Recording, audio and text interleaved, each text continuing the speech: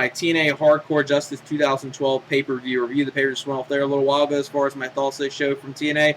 I would say that this show was definitely a step down from the great shows they had from Slammiversary and Destination X. It was definitely a step down from those two shows, but I would still say it wasn't a bad show from TNA. You had some really good stuff on this show. Really, the biggest flaw of this pay-per-view was the first hour of the pay-per-view. The first hour of the pay-per-view was terrible, I would say. Maybe terrible, going a little too far, but I would say the first hour, all the matches the first hour were, impact quality matches, stuff you would expect to see on television. Definitely not pay-per-view quality for the first hour. And most of them were either, just okay matches or watchable at best. So the first hour of the show dragged the show down a bit. But after, the first hour, the show started picking up. Not saying this was a great match, but it started picking up at this point. When they did the tables match, it started picking up. Then you had the X Division title match with Kenny King and Zema Ion, which was really entertaining. And then you had the two best matches of the night after that, which was the match I think everyone was looking forward to, the ladder match with AJ Styles, Christopher Daniels, Samoa Joe, and Kurt Angle, which was great. And then the world title match with Bobby Roode and Austin Aries. So you had two great matches on here and two other matches that were fairly good. It's just the first hour of the show that was really weak, the weak undercard, I would say. But other than that, it was a fairly good show from TNA after you passed the first hour. So it was a pay-per-view that had flaws, but I would not categorize this as a terrible show from TNA. But let me get into my review. The first matchup was Kid Kash and Gunner versus Chavo, Guerrero, and Hernandez. Now, this match, in my opinion, would have worked out very good if this was the second or third match. I don't think this was a perfect match to open up the show with. I think they should have started something else, maybe the X Division title match or one of the Bound for Glory series matches being the opener instead of this. So it was just a poor selection right there, but it was at least a watchable match. There was some decent stuff in it. Chavo, Guerrero, and Hernandez pick up the win in the match after Hernandez does a springboard shoulder tackle to Kid Kash. Then Kid Kash gets hit with a frog splash from Chavo Guerrero. Chavo Guerrero gets the pinfall. 2-1 4-star match. It was watchable, but definitely not a match I would have started the pay-per-view off with. The next matchup was the first of the Bound for Glory series matches. This was the Falls Count Anywhere match, which originally was going to be a fatal four-way, which was RVD versus the Pope versus Magnus versus Mr. Anderson. When Pope was coming out here, his music was getting played. He didn't come out there. They replayed his music. Then they cut to the back. He was getting beat down by the Aces and Eights. So he was taken out of this match, turned into a triple threat.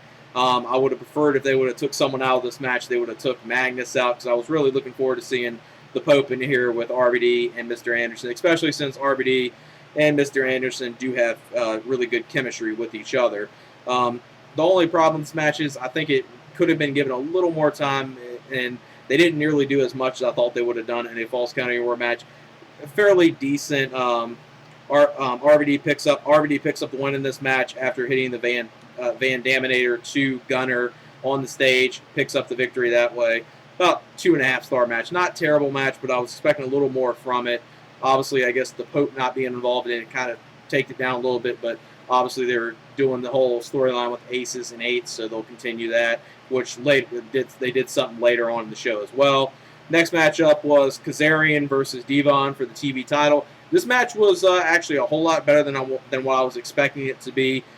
They actually worked fairly good with each other. Devon picks up the win to retain the TV title after hitting the spine buster to Kazarian, but they worked fairly good with each other, 2.5 stars. So then the next matchup was Madison Rayne versus Miss Tessmacher for the Knockouts title. Obviously, they are doing the storyline with Madison Rayne and Earl Hebner, so that played a role in this match, obviously. Miss Tessmacher, she did a elbow off the top, hit Madison Rayne, was going for the pinfall. Madison Rayne put her foot on the rope, and then this is basically the end of the match. Miss Tessmacher was arguing with Earl Hebner, didn't see, that she actually did put her foot on the rope, thought, Earl Hebner was playing favorites, was arguing with Earl Hebner. Then after that, Madison Rayne rolled up Miss Tessmacher, rolled her up, held onto the ropes. 1, 2, 3. Madison Rayne's the new Knockouts champion. So that was the first hour of the show. So the first hour of the show wasn't that good, but after that, this is when it starts improving. When it gets to the next match, the Knockouts match, 1 3/4 star match, nothing too special. Next matchup was Robbie E versus Bully Ray versus Jeff Hardy versus James Storm. This is the second Bound for Glory series match. This was the tables match, which obviously with Jeff Hardy and Bully Ray in there, you expect something good, which this was actually a fairly good match. Like I said, this was the part of the pay-per-view where the show started stepping up to be actually a fairly good show after when it got to this match and after it. You saw some pretty good stuff in here. They did one part where it looked like Robbie E almost was going to win this match. He did an elbow to the table. Jeff Hardy got out of the way just in time, so he went through the table, but obviously since no one was put through the table, the match continued, obviously. And then the Aces and Eights come out there. Obviously, the main thing was everyone knew they would get a part in this match since the whole thing with them going after Bully Ray, so they did that. Surrounded the ring. Bully Ray was out of the match for a little bit. Then he got back in the match at the end. It looked like it was just going to, because Robbie E was obviously out on the floor after he went through that table on the floor when he attempted to put Jeff Hardy through it. So it was just Jeff Hardy. It was just Jeff Hardy and James Storm. So it looked like them two be the two battling it out to put each other through a table. But then Bully Ray just comes out there, gets a table. There's a table put up in the ring. Power bombs Jeff Hardy through the table. Bully Ray wins this Bound for Glory series match. Fairly good match, and this is obviously when I said the pay-per-view starts to improving. 2 and 3/4 stars, 3-star match. Next matchup was Kenny King versus Zema Ion for the X Division title. This by far was probably Zema Ion's best match he's ever had in TNA. Obviously, I'm a huge fan of Kenny King, so I might be a little biased right there, but these two worked really well with each other. Good back and forth action. Really enjoyed it. Zema Ion ends up retaining the title. Looked like Kenny King was going to pick up the victory here and win the X Division title, but Zema Ion retained it, which is probably the smart move. Kenny King's only been on TV for a little bit, so you don't want to rush to put the title on him, then not have anything else for him to really do. Even though they're kind of he's upper mid carder because obviously he's doing the stuff with Aries as well. So he's going after the X Division title, but still doing other stuff, being close to the main event. So that's good for someone that just got in the company. So this was a really good match. Zema Ion picks up the victory, 3 and 1/4 star match. Obviously, with Zema Ion retaining the thing they'll probably do is just keep the title on Zema Ion until Jesse Sorensen returns, which makes sense. You want to keep this title on Zema Ion, get more heel heat for him, and then obviously when Jesse Sorensen comes back, Jesse beats Zema Ion for the title. That's obviously what they got planned here for the X Division title. And Kenny King's doing stuff other than just contending for the X Division title, so it's not like he's going to really be lost in the shuffle in TNA if they choose to keep the title on Zema Ion for some time. Then the next matchup was the last of the Bound for Glory series match. This was the ladder match. This was Kurt Angle versus Christopher Daniels versus Samoa Joe versus Kurt Angle, Samoa Joe, Christopher Daniels, and AJ Styles. Really good ladder match here. Obviously, with the talent in there, you knew you were going to get some good stuff. I would have probably preferred maybe if this was just a regular wrestling match, because it probably would have even been more incredible. But the ladder match aspect of it didn't hurt it at all. I knew it probably wouldn't hurt it at all, because you got AJ Styles in there, you got Christopher Daniels, Angle. Joe can do some good stuff in there. He's not going to climb the ladder much anyway, so it's not like he's going to hurt the match at all. So really good stuff in here. AJ Styles did some good stuff. Kurt Angle, like you would expect. There was one part in this match that Samoa Joe and Kurt Angle were just beating the living hell out of Christopher Daniels. They were basically trying to one-ups each other by hitting moves on Christopher Daniels, basically showing who's the more stronger wrestler, or who can destroy someone more. So they were doing that, and then the end of this match, you saw Christopher Daniels. He was perched on a ladder. Angle and Joe put him in that ladder. Then they started kicking him. Then them two were trying to go up to get the contract. And then really good ending with this match. Joe knocks down Kurt Angle, and then AJ Styles springboards onto the ladder, grabs the contract. So AJ Styles gets the 20 points in this match. Really good ladder match. Enjoyed it. Probably one of the either this or the main event. It's kind of tied for me which match I enjoyed the most, but definitely a great ladder match. I would definitely recommend people to go out their way to see. 3 and 3/4 stars, maybe even 4 stars. Really, really entertaining match. Then the main event was Bobby Roode versus Austin Aries for the TNA World Heavyweight Championship. Really another good match with these two. I would say this match wasn't as good as their match at Destination X, but still a damn good match.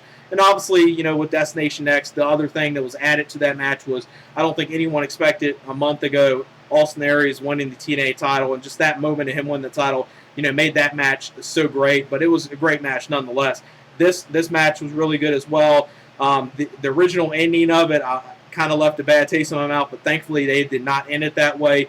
You saw some really good stuff in here, good back and forth action, doing all their moves and everything. Just another great match with Roode and Aries. Obviously, with the whole gimmick of this, the last chance, last shot or anything, they won't be taking on each other. Whoever loses won't get a rematch. So with that, I would like to see these two again, but obviously with the storyline right there, will not be seeing it. But I will not mind seeing it. Them take on each other good because they have really good chemistry and put on really good matches with each other. And this was no exception. This match wasn't as good as their Destination X match, but was fairly good as well. The end of the match came when it looked like the match was going to end via a double pinfall. Roode hit a superplex off the top onto Austin Aries. Then both shoulders are down. Before this, there's ref bumps. Brian Hebner was knocked down. Another ref was knocked down. Both of them refs were out there. One ref, count Aries' shoulders down. The other ref counted Roode's shoulders down. So it ends, with undecided victory. No clear victor right there. Then Earl Hebner comes out there, says the match is going to get restarted. It does. Doesn't go that long. Aries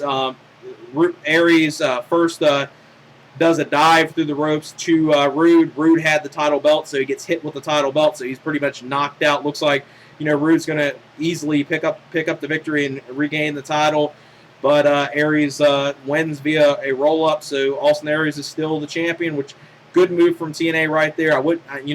I know the long plan before this, they probably wanted to do Roode and Storm at Bound for Glory, but I'm glad they're keeping on with this thing with Aries as champion. And just can't wait to see who he takes on, at Bound for Glory. Maybe we'll see him and Kurt Angle, which would be a dream match. I would love to see that. Or, it would make sense because they took on each other at Slammiversary, and maybe it comes all full circle, Samoa Joe and Aries at Bound for Glory. So we'll just have to wait and see if Aries keeps the title to Bound for Glory. That would be great to see. So those last two matches, I would say, go out your way to check out. Those matches were really good. The X Division match was good as well, and even the tables match was fairly good. Just the only thing that really dragged this pay-per-view down was the first hour of the pay-per-view, so that hurt the show overall a tad bit, but I still wouldn't say this is a bad show. I would still give the show about a 7 out of 10, maybe even a 7.25 out of 10. It's definitely a show I would say go out and check, but I would say steer clear of the first hour. And if you do, and if you won't really miss much if you don't see the first hour of the pay-per-view. So that's it for my TNA Hardcore Justice 2012 pay-per-view review. Bye, peace.